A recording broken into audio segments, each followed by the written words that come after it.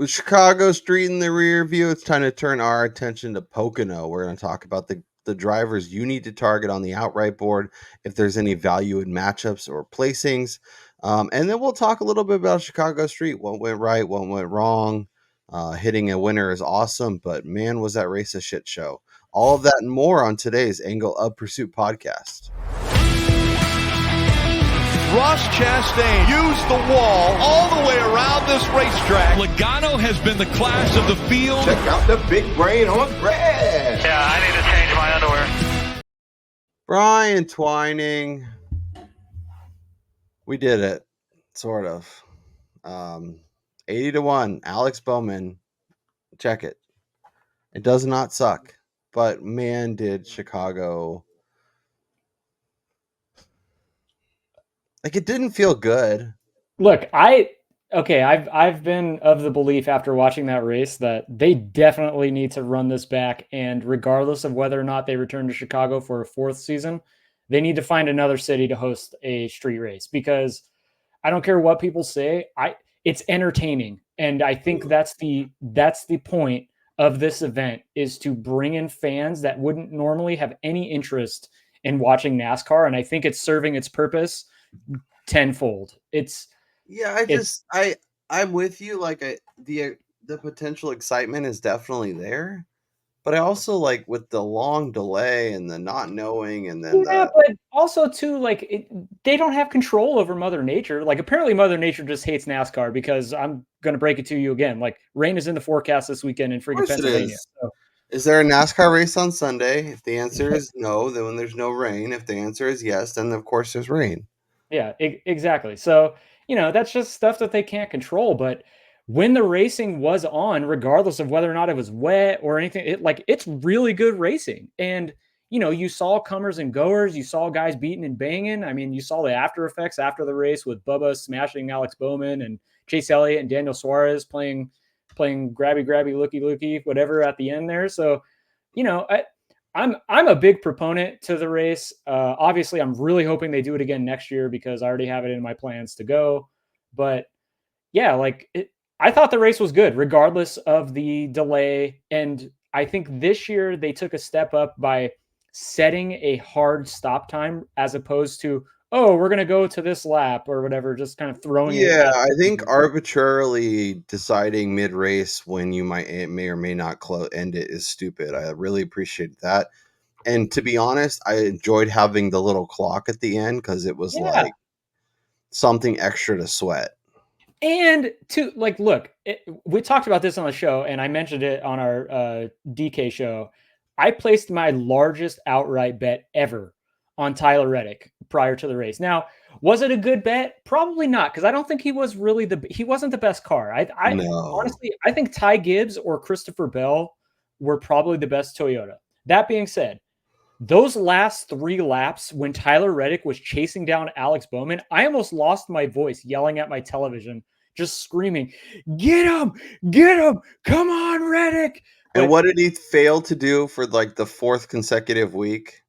Yeah, of course. Yeah, he can't seal the deal. It's almost as if the pressure gets to him a little bit. I'm pretty sure he was picking up speed, and he was going to get there, and he fucking goes around the corner and can't keep it on the track, and then he's done. He was going to get there, but I think it's almost as if he gets too excited and he pushes too hard without taking a step back, like in golf. Yes, I'm going to use a golf reference, the guy that says that golf is not a sport, but you got to let the club do the work. It's not all about how hard you swing. And I think in that instance, Reddick should have realized his tires, not only were they 20 laps fresher, but he was on a tire compound that was multiple seconds faster than the wet tires. Like, if he just let the car do the work, he would have gotten to Bowman, passed him.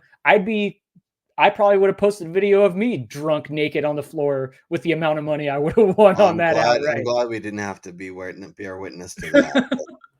I jumped on him right before the race at 10. I was telling you, I was like, top Toyota seems really good. Maybe I should do that to give myself a little wiggle room in case it's SVG or it's Kyle Larson. I'm like, no, if he's the top Toyota, he's probably getting there with Bell, with some of the other names, the Gibbs that we were so excited about. And of course he gets top Toyota.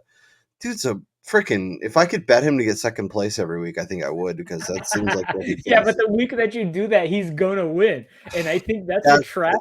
Yeah. That's the trap that I'm in right now. Is that I mean, just a quick preview. Like, I'm gonna bet Reddick this week, because I feel as if I don't bet him is going to be the week that he finally seals the deal, because the car is fast as shit. And if you follow me on Twitter or you follow Todd Furman, like something that he mentioned yesterday, I kind of spilled the beans a little bit and got shooed by him. But like, when you look at potential championship winners, I don't think there's anybody right now that's been as consistent as Tyler Reddick at a multitude of track types. And you don't have to win the championship race to win the championship, as was evidenced last year with Ryan Blaney. And so, Reddick, who's still out there at 14-1, I believe, it was 15-1 yesterday at BetMGM. He's still 14-1. I bet it. And I definitely think that's a decent number to add to your portfolio if you already have some of the favorites. Yeah. I also added some of that, to your point, and I feel like he's, a lot of times with these guys that are longer, especially like as we're this far into the season and we're talking about double-digit potential winners, it's hard to get. It's like you want to get excited because in theory they could make sense, but you also have to be able to win at Phoenix. Like Yeah. it really is a parlay of being good enough to get to the final four, but also being able to actually win, or at least be the fastest of the four cars once you get Yeah. there. So you said 14-1 is the best number we can get. Yeah, that's what I'm pretty sure, because I'm pretty sure BetMGM opened yesterday. Their Okay. championship odds, he was 15, or maybe that was Caesars actually. All right. Yeah, We should double Caesars had check. him at 15. All right. But let's double check. Anyways, I'm gonna add him to the championship, to our championship card for the show. Like I Yeah, said, I got. he's still 15, by the way. So Okay. yeah, we're gonna put that on there because Yeah, I think that's the number that I a like good as well. number. But yeah, so you need to be able to win in Phoenix, or at least be the best of the playoff cars in order to really have a chance to win the championship. So, you could be excited about a Keselowski potentially getting to the final four. You could be excited about, I don't know, whoever Ross. I mean, Ross is a bad example because I think he can win, but like, I feel like there's a handful of guys that can legitimately get to Phoenix and win. Obviously, Larson, Bell, Reddick. I think Truex. I think probably the Penske guys and Logano and Blaney, even though it's hard to Yeah, trust them every week. but that's the thing though, is like when you look at all of those cars, I would maybe say a guy like Larson, Hamlin, maybe Bell are the only three that I would possibly put a little bit higher than Reddick on in terms of where they've performed well, and does it translate in the playoffs? Because I don't. with road courses and multiple rounds of the playoffs, like Reddick's gonna finish really well at those things. I'd almost.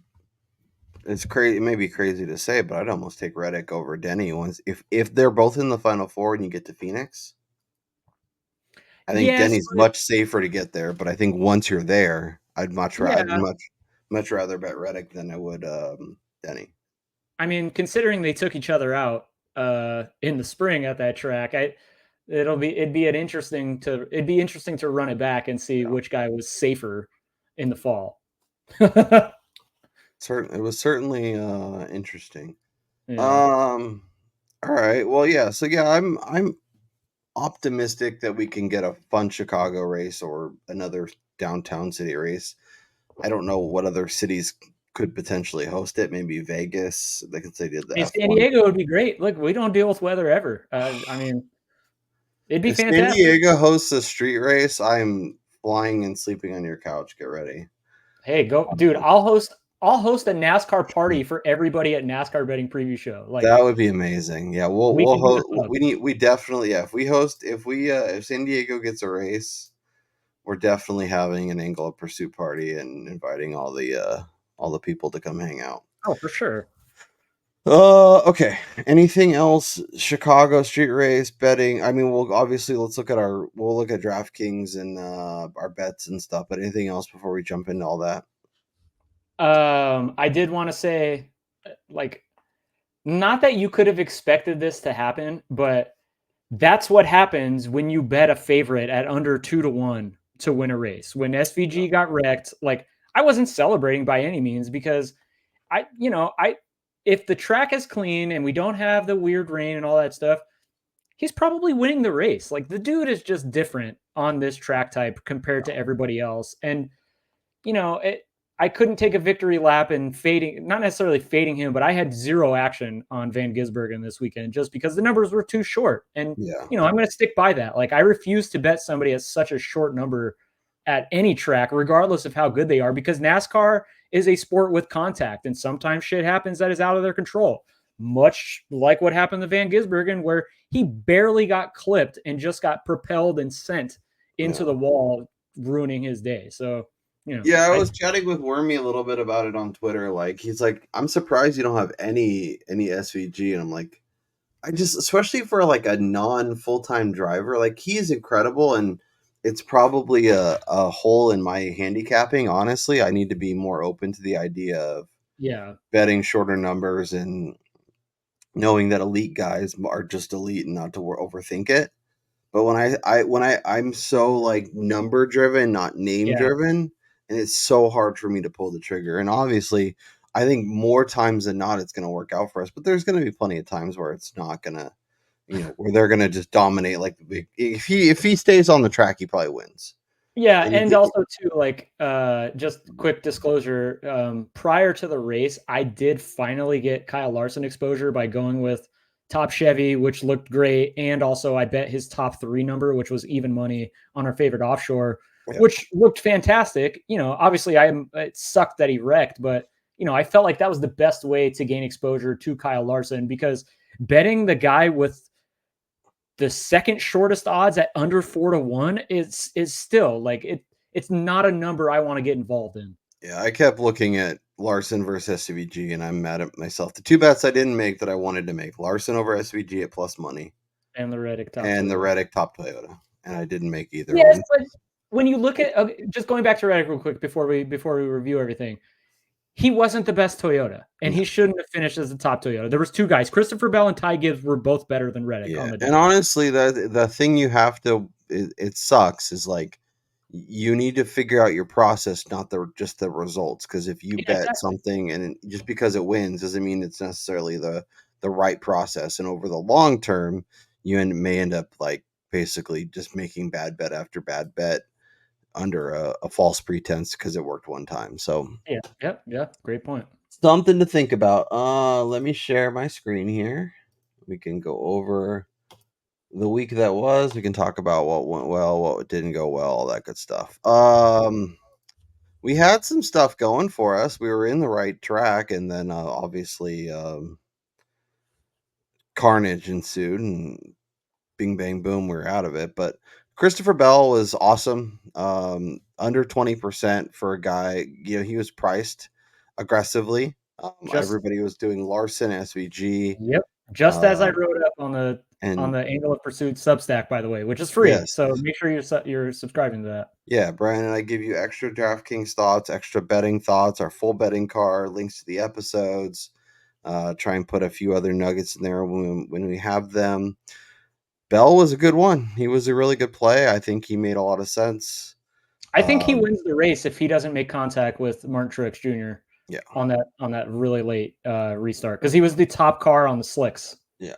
Well, and what do we think? I mean, we didn't really talk about, and I don't, we're not exactly the strategy kings of like NASCAR. We were trying to figure this out and work with smarter people. But like, was that the move to go to slicks? Because it seemed like Gibbs and Bell and a few guys were way out in front, and then they're like, "Oh, we'll go to slicks," and then it ended up putting them back in traffic, and that's when all the carnage ensued. So, I think what happened with them is they got scared by the first group that put on slicks, and the track was drying out. Yeah. And they knew that if the track dried out to a certain point, those wet tires, as we saw on the final run with Alex Bowman, were going to get really slow. And so, I mean, I'm sure if they had to do it all over again, they'd probably make the same decision, because if they didn't do it, somebody else was going to do it, and they were going to be getting run down by another car that probably had no business being up front. And you know what they would probably tell us? it's about the process, not the result. Yeah, The process was exactly. right. Like, and also too, if we don't get the extra caution thrown in there after stage 2, those guys catch the leaders no problem with probably like 2 to go. They're probably the ones taking the 2 to go lap when the clock hits 0, not Alex Bowman up front. So, I still think that was the correct call on their part. Obviously, they just got stuck in some traffic, and that happens when guys are racing at the end and their clock's winding down. Yeah. Which is weird to say in NASCAR race clock. Yep, but it was fun. So there was this lineup. Dinger, I was up there, and I was like, "Oh, baby, here we go, top 5." And then obviously he had his. But look at that roster percentage. Yeah, well, we talked about it. He said if you can fade him, he might be awesome, but if he's not, 50% of the field's going to get wiped out. And sure enough, there he goes. So yeah. Then we had this baby, which obviously Larson SVG, big portion of the field on this. Like we had Larson SVG and Dinger, all it's really the other 3 that you had to get to. Yeah. Of course, Priest didn't do anything. Gilliland, Gilly gang, baby, dude's on fire. And then Denny Hamlin, shouts to Denny. This was our best lineup with Reddick, Elliott, Truex, Gibbs, Gilliland, and Wallace. And Bubba would have had a much better day too if he didn't happen to get spun by race winner Alex Bowman. Yeah. Or could have had a better day. Let me backtrack. And then Truex was like kind of underwhelming. I thought at points he was going to make a move, but he was really more of like a fringe top 10 car most of the day. Yeah, he tried to get a little bit off cycle earlier. He kind of went the route of Michael McDowell where they tried to be early on the tire switches and car just wasn't really there for him. And then of course he got caught up with Bell late, which kind of made him finish further back than he should have. So yeah, I don't know, but I felt like that Toyota's was the right call. Ty Gibbs, again, I'm going to state it. This was his best shot in the Cup Series so far to win a race because I thought he was the best car all day. Yeah. Yeah, he was awesome. And in a race with SVG looking awesome and then Kyle Larson and Christopher Bell to be in that conversation is pretty impressive.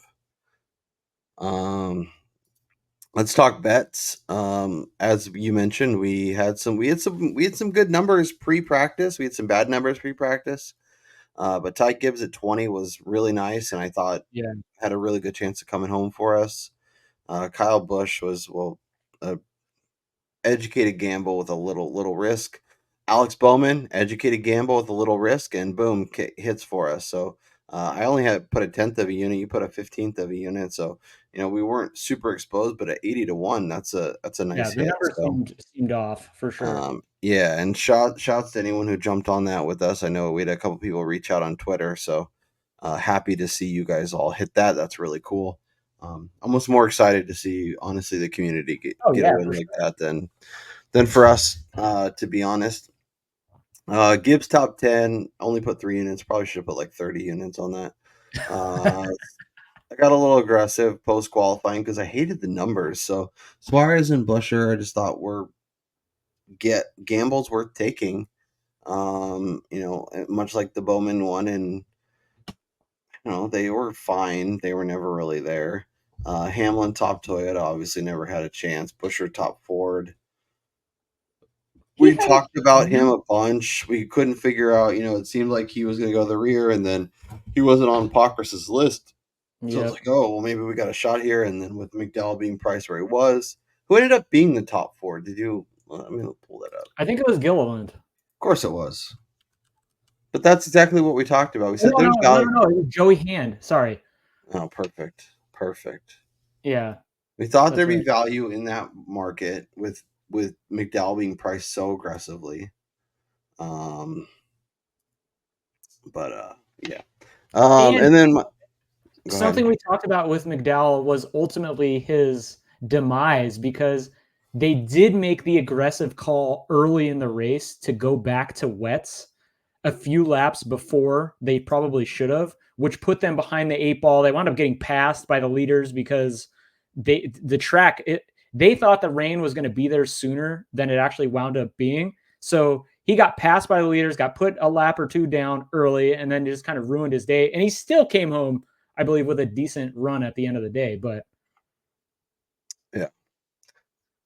And then my favorite bet that I found live, or my late, it ended up being one of my write-ups in the newsletter, was Chevy to win the race. yeah, Did not think it would be Alex Bowman, but I figured at minus 140 with SVG being inside 2-1 or at 2-1 almost everywhere, and Kyle Larson being the next favorite at 3.5, and then everyone else being 8, 9, 10 longer.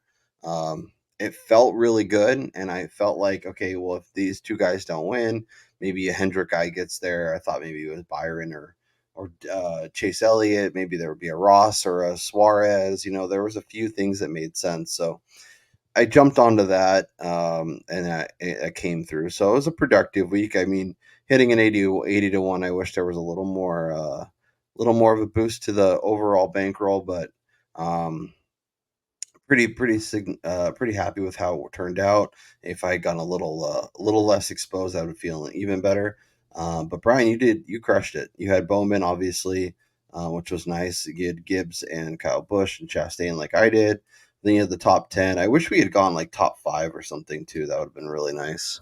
yeah, I was kind of so with Gibbs, and I mentioned this on the show, and I even text you about it. Like, I really didn't feel that comfortable getting too exposed after practice and qualifying with how the numbers have shifted and just with how fast SVG and Kyle Larson looked. So, like, I felt comfortable with my Gibbs top 10, and that's just what I wanted to ride. And then, obviously, the only one I added post-practice and qualifying was Reddick at a longer top 5 number because I had bet it early in the week personally on offshore at plus 110.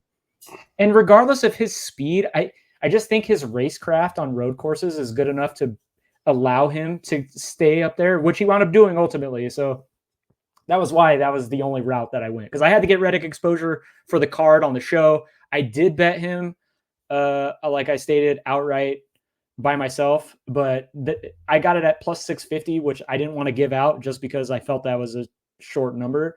Post-practice and qualifying too at 8-1. I really wasn't excited about that to advise people to bet that just because of how good Larson and SVG looks. Yeah, I ended up finding a 10 right before the race got going. I would have bet that for sure. I kind of wish I'd done the belt. Their belt was out there at 10-1 at 1.2, and that seemed like a really good number. Oh, so. I was tilting pretty hard when Bell was out front, thinking, man, I dropped the boat here. I wrote him up as my favorite DFS guy, and I didn't grab his outright. Isn't it funny? It's not the bets that you hit; it's the ones that you didn't bet that you're like kicking yourself for. You're like, this makes so much sense, but then ultimately it doesn't cash. So you're like, well, okay, I guess it doesn't matter. Yeah, but I mean, you also have to look at that and say, like, we missed one of the best drivers in Bell again. Yeah, we gotta. And this is gambling is a learning process, and you have to figure out, okay, what do I do well, what do I do poorly, and how do I fix the things that do poorly, and then keep pushing the things that I do well. So finding ways to kind of build on that. So Brian's crushing it. He's up almost 20 units at this point. I'm digging myself out of a hole, but I hope to be in the green by the end of the season, and Brian will be along with me. So. With that being said, Brian, should we look at this week's odds and see what we can find in terms of value? Let's do it. Alrighty then. We will break down Pocono. We got the tricky triangle. It's really hard to kind of cap out because it's so unique. It's not like, oh, it's a mile and a half, or even like road courses, which all have their own kind of unique tendencies.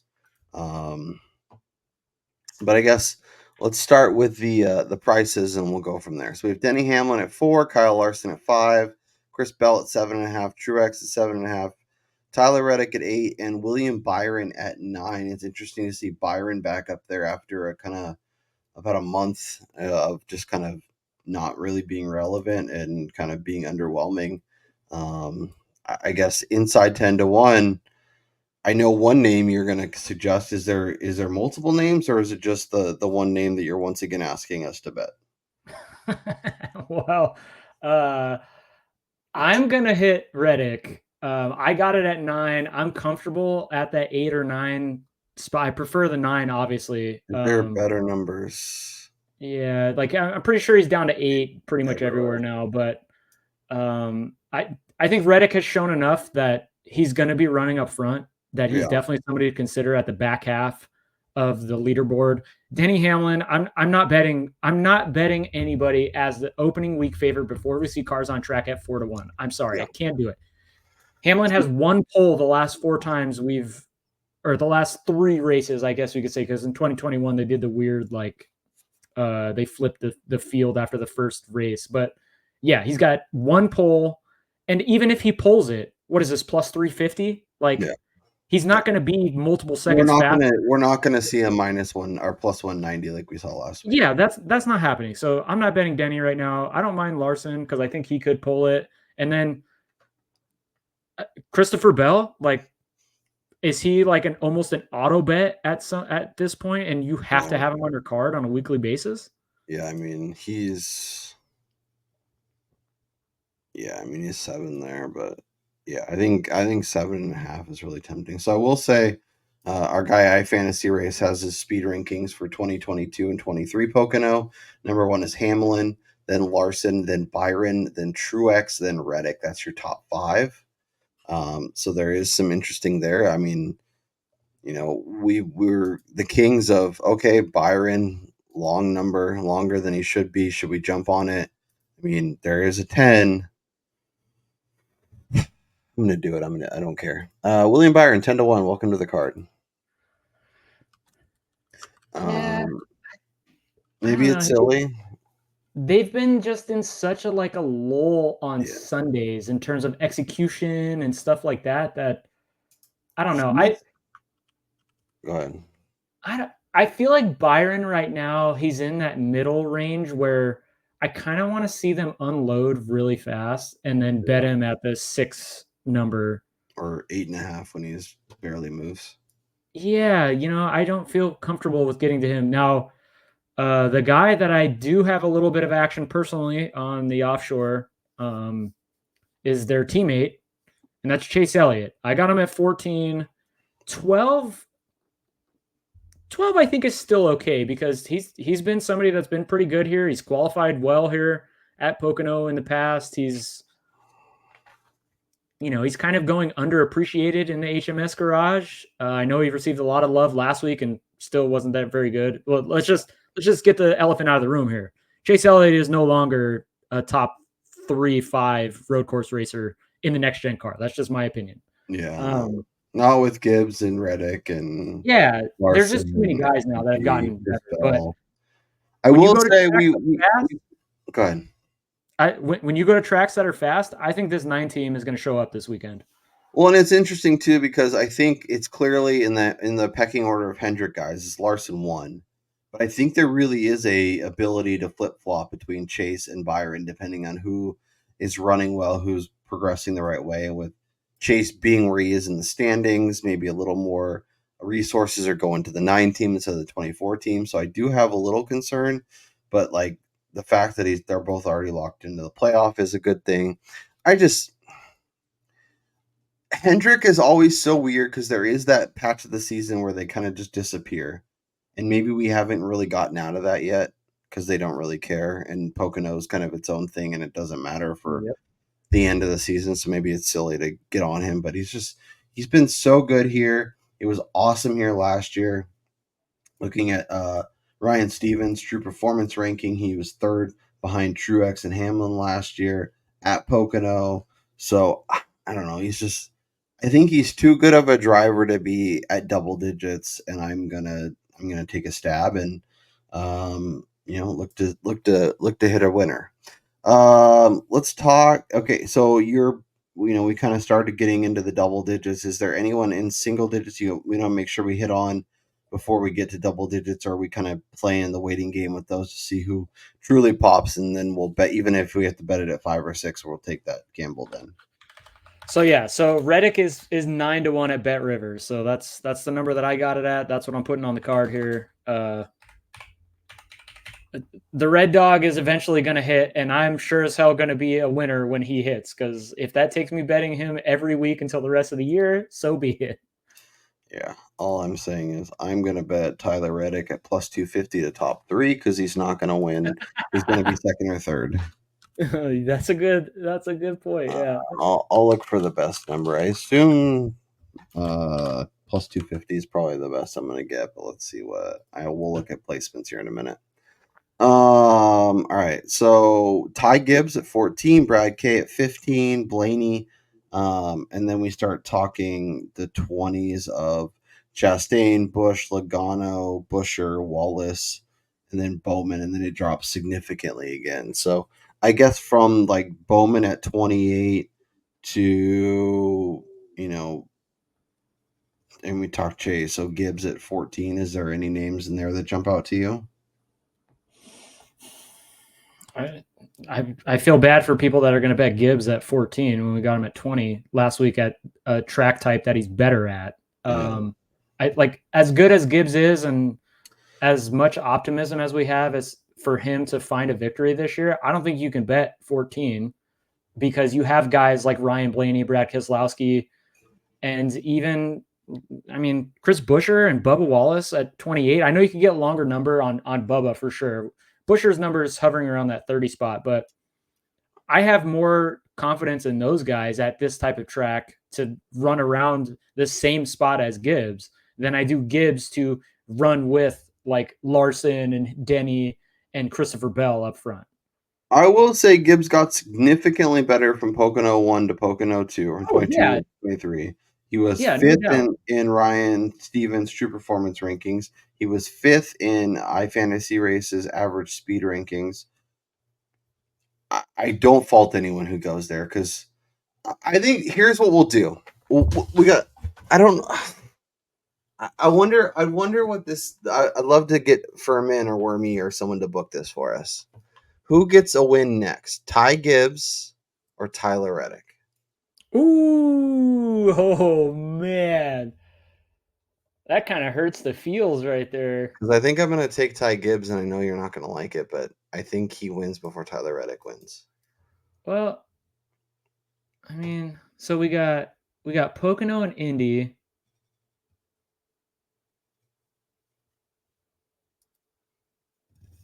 I can definitely see it happening.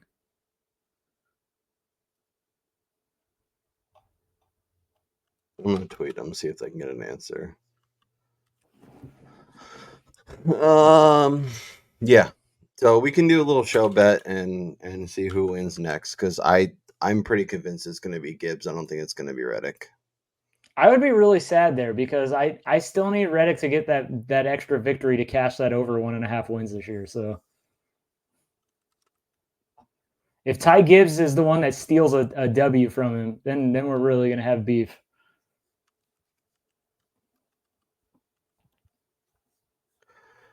Yeah. Go find a butcher because you're going to have some beef.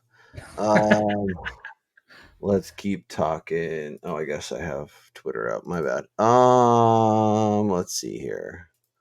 Okay. So we talked the Gibbs stuff. Are you betting any of these longer ones then? Or are you just kind of avoiding Gibbs at the price and kind of seeing what happens? I don't know. I'm trying to stay away from like the middle possible CLV guys just because I don't think their odds are going to move that much. I will say though, we talk about this almost weekly. When you look at a guy like Logano, who they tend to unload fast on Saturdays, and I talked about this for Nashville, which wound up actually being a bad number because he didn't do so well in practice and qualifying, but he's a guy that I always consider when entering a track that is like this. And, Logano won stage 1 last year and then wound up wrecking. And he did the infamous hook it up to the, to the safety team that went out there to tow him. But, I like Logano's number anytime he's around that 25-1 spot, just because if he does show speed, he's going to drop into the mid-teens, possibly around that 10 number. But outside of him, Buscher's not known for qualifying. Bubba is. Now, I will say Wallace is a good qualifier at Pocono. 3 straight starts inside the top 10. One of them was probably because of the invert. the invert of the running order, but he's been fast. He's fast at fast tracks. Yeah. And, at 28, I don't know. But the problem with Bubba is, like, can he really win a race? And how much shorter is his number going to be if he qualifies on the front two rows? So he's going to go to 18 or 16? Yeah. Yeah, I feel like his number is not going to. I mean, you can get a 30 at Superbook. I don't hate that. I know it's silly to like between 28 and 30, but I feel like that is a decent difference. Yeah. And so, I mean, if we're talking CLV, I tweeted it out.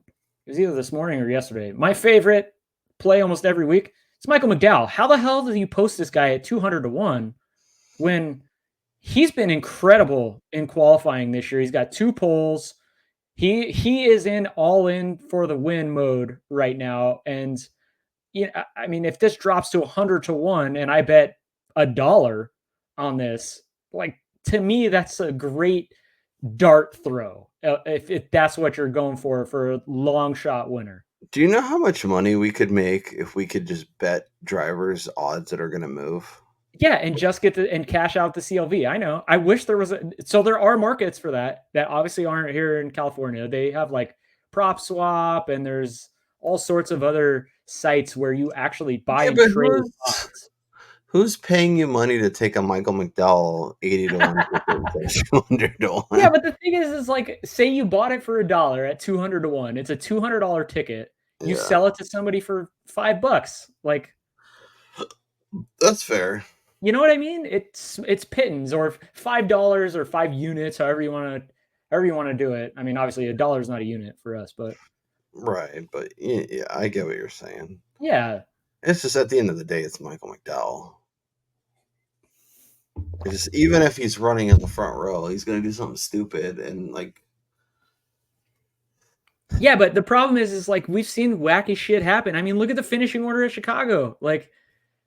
And the thing is if you get a late race caution, who is at the top of your list of guys to take the chance and maybe take 2 tires and try to hold off the field? And Michael McDowell has got to be one of the handful of guys that would be that aggressive. Yeah, no, I think that's a very fair point. Anything longer? You obviously mentioned McDowell. You're going to take a flyer there. Any other flyers you want to take? Anything?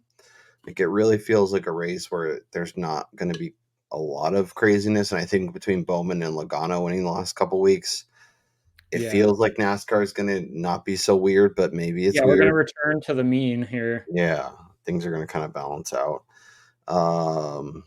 Anything?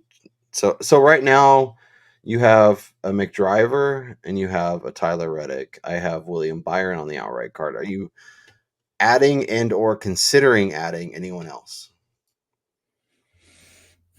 I mean, the Stenhouse number at 300-1 is intriguing as well. I mean, he finished 7th here last year. He's always a guy that we've been attracted to when it comes to speed. I mean, the dude won the Daytona 500 when nobody bet him because he had broken our hearts so many times. Yeah. I mean, again, positive CLV, very small wager. I don't hate that if you have like the spare change to do it. Yeah, it really feels like you grab a few quarters and throw it on there. I will say too, I also think that a guy like Todd Gilliland, who has been really, picking up his game, same price as Michael McDowell, if they can back up what the 34 team does on Saturdays, that number is going to get rather short. You're a funny group. So I'm looking at Ryan Stevens' True Performance Ranking, which, by the way, I subscribed to Win the Race. And it's awesome. Highly recommend checking it out because I think there's some good stuff in there for betting NASCAR every week or playing DFS. But his 15 through 20 of last year's Pocono race is hilarious to me. So it's Chris Buescher's 15, but then it's Dinger, McDowell, Keselowski, Stenhouse, and Chastain. So these guys are all priced accordingly. Obviously, 1 year does not mean, well, yeah, I mean, that tells you everything you need to know right there. It should be probably 250, not 200. Exactly. But yeah, I mean, I don't know what to do with Trackhouse. I think Trackhouse and Tyler Reddick are just like no outright bets for me. I'm just done with them. Okay, so let's Let's look at some placings and see if we can have some fun. Let's go to the Caesar Speakeasy and see if we can't find some interesting ones. They don't have a ton, I don't think. Let's see. I don't even know if they have any. They have like They have top Ford, top Chevy, and top Toyota, which is exciting. I can refresh and make sure there's nothing else we're missing. Larson, Byron, Elliott, Kyle Busch, Ross Chastain, Alex Bowman. Doesn't feel like there's any value there. Stenhouse 100-1. Yeah. Blaney is the top Ford with Keselowski. I feel like once again, top Ford is going to be potential, just because like Gilliland at 35 to top Ford is interesting. Both front row guys again, 30 and 35-1 for Yeah. McDowell and Gilliland. I think are good prices, and like definitely as we get closer to the playoffs, I expect FRM to start quiet quitting Michael McDowell. I mean, as they start sharing less and less information with him, and so you got to get in on any prices you can with him to hopefully cash stuff like placements, because we might reach a point where he's basically a lame duck and he's coming to the track with no information outside of his past knowledge at a track, and they're not giving him any help with him transitioning to a Chevy next year. So I will say Chris Buescher, average speed rankings the last 2 years is the top Ford, and he's plus 450. I don't hate that. yeah, it's too short though. He doesn't qualify well. Yeah, that's probably fair. Like the Logano price, I would consider Logano in this market, but not at plus 450 with the way that he's been running. I think there's a real possibility that he's the top qualifying Ford though. So I mean, if you want to get exposure to Logano without breaking the bank or stuff like that, I do think taking a shot on him top Ford is interesting. Obviously, I want a longer number, but I do think he's probably going to be the top qualifying guy out of this group. Honestly, that might be one of the best points you've had all day. Started 4th in 21, 14th, 14th, and then 6th last year. Has the best average starting for any Ford, I think. Let me double check. Yeah, Logano's 1. And then you have to go way down to get to Buescher, 2nd. So And he's notorious for this. Like he's great on Saturdays and then sucks on Sundays. If they can find a middle ground on Sunday, he should be fine. Because he was good last year. He was decent until he got caught up in the wreck. Yeah, with I'm adding Logano top Ford at plus 450. I think that's a good bet. All right, don't blame me when he looks like. Oh no, I'll definitely blame you, but that's okay. Top Toyota, Denny Hamlin, Martin Truex. Are you betting Tyler Reddick at plus 420 or Ty Gibbs at 650? I mean, those are decent prices, but I think like here would be. I wouldn't mind betting Denny 2-1 because you're opening up the door for. This is the same argument I had for Larson last week. Top Chevy. Here, Denny can be the top finishing Toyota and lose to say Kyle Larson, William Byron, Chase Elliott, or Ryan Blaney, Brad Keselowski, Joey Logano, and finish 2nd or 3rd. And this is probably going to be the best price you're going to get on him when he's probably going to qualify in the front couple of rows. This is going to be plus 120 come Sunday morning, and he's going to be plus 380 on the outright. Yeah, I think it's a really good call. Because I think if you're going to bet those other guys behind him, just bet they're outright. Because if they're finishing ahead of Denny, who's the favorite, they're probably finishing 2nd or 1st or 2nd.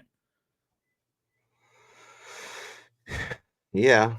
Should I be betting Tyler Reddick at plus 420 instead of him to get top 3 and then no, because he's because you got to be Denny and Christopher Bell, and he can't win a race. So, oh my gosh. Let's see, 220. Yeah, and he's 250 over here. Yeah. All right. Thank you, Superbook. I will take that number.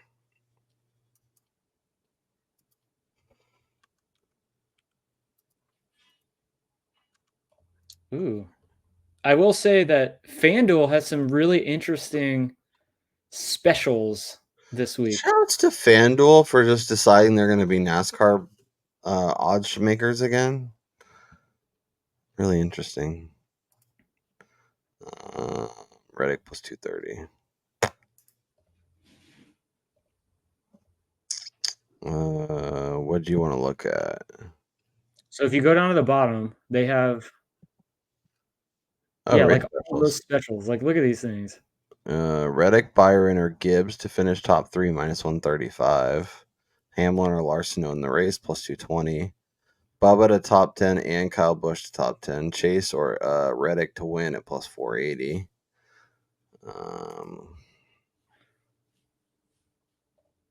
Kyle Larson to win, Denny to top 3, and Bubba to top 10 is 36 to 1. I don't hate that. Which one is it? Larson to win, Danny top Larson 10. to win, Hamlin to top 3, and Bubba to top 10. That's really, I mean, it's At- NASCAR, so anything, but that's really not bad. At 36 to, like, I thought it would be like 15. So 36 seems interesting. Well, considering Larson is 5-1 to win, Denny is probably close to even money for a top 3. Yeah, let me do this. I will get out the parlay calculator and then we can look at how dumb it actually is. But all right, so we'll say the first leg is 5-1. Let me look up Denny's top 3 price. Yeah, look up Denny's top 3, and then Bubba to top 10 was. And we're gonna base it off FanDuel, so he's plus 115. And then what's the third leg? And Bubba top 10 is plus 160, which might actually be going on my card, by the way. Yeah, so it's 32.5 is the true odds. So 36 is pretty nice.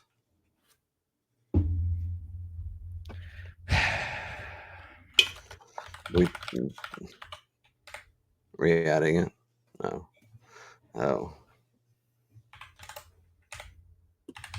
Oh. Yeah. Just added Michael McDowell top 10 at plus 460. So it's amazing that we can get a top 10 number we actually want to bet. Seems like almost rare, like never happens. So let's look at the top 10. I just think that his oh, never mind. F that. He's 6-1 at Bet365. Oh yeah. That is beautiful. I think if you can get better than 450, it's fine if you want to hop on the McDriver top 10. Because I know not everybody can get to Bet365, but Yeah. I think it's a fine bet. Gibbs at minus 170.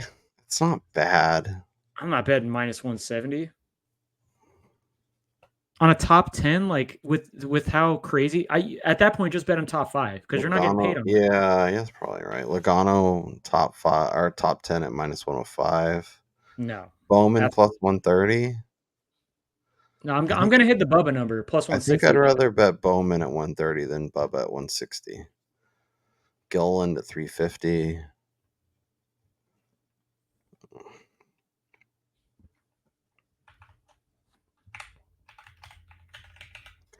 JJ Yaley at 27 to 1.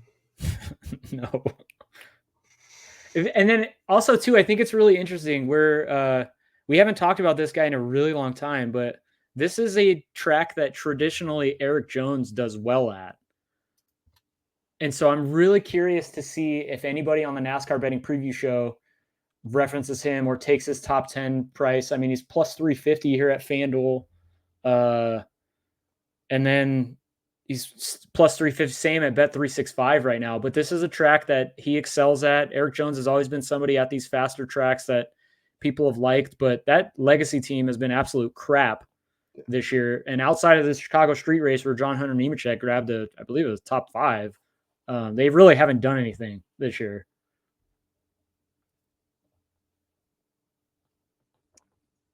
Yeah, no, I think that's a good point. I think they're on the short list along with Trackhouse for me, just to know like what's going on here. All right, card's getting way too long here, so yeah, the episode's getting long enough, so I think we'll call it there before we get overexposed. Just to recap where we're sitting currently.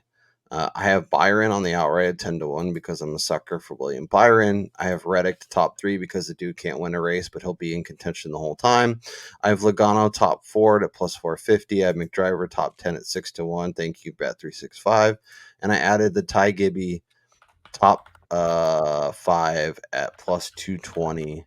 Because I feel like that's a good number, and I think he's going to qualify well, and then that number is going to go away. Oh, Gibbs over. You're adding 164 units? Oh, that's the odds. What's going on here? Gibbs over Reddick? Yeah, Just to so hedge yourself?